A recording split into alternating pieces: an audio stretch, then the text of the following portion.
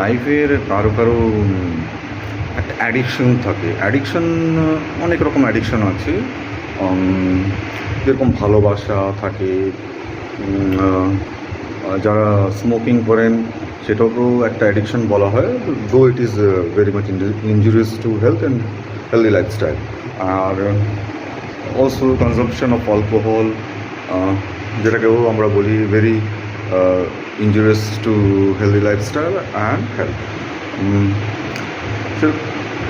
এটা বাদেও অনেক রকম অ্যাডিকশান আছে, যার অনেকজনের আছে কথা বলার অ্যাডিকশান। কথা শেষ করে না, কারো শোনার জন্য তারা প্রস্তুত না, কিন্তু কথা বলেই যাবে বলেই যাবে বলেই যাবে।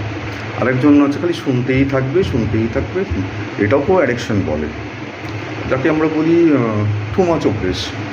ইয়া। আর কারো আছে বই পড়ার অ্যাডিকশান, কারো আছে স্ন্যাক্স খাওয়ার অ্যাডিকশান, কারো আছে কর্মক্ষেত্রে থাকার অ্যাডিকশন।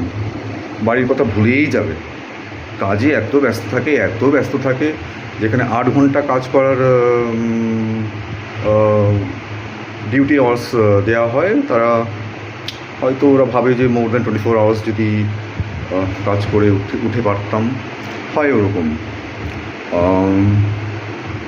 ইয়া, হবিসকেও আমরা অ্যাডিকশন বলতে পারি, মানে ইন্টারেস্ট, রুচি, দ্যাট ইজ অলসো অ্যাডিকশন। কারো গার্ডেনিংয়ের, কারো সাইক্লিংয়ের, কারো খেলাধুলোর, কারো listening to music, watching movies, like this.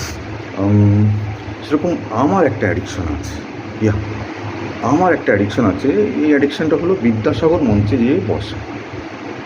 আর বিদ্যাসাগর মঞ্চ কি কল্যাণীতে ভালো ভালো মুভিস তারা প্রেজেন্ট করেন আমাদের মতন অ্যাডিক্টেড ভিউজদের জন্য।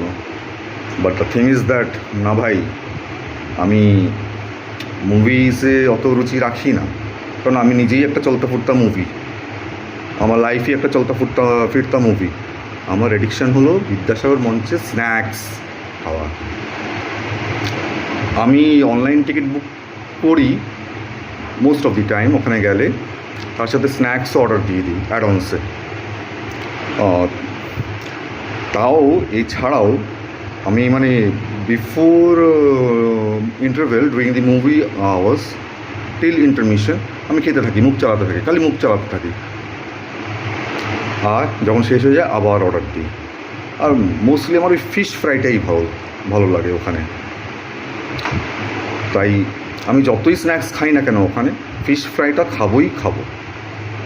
You must try once.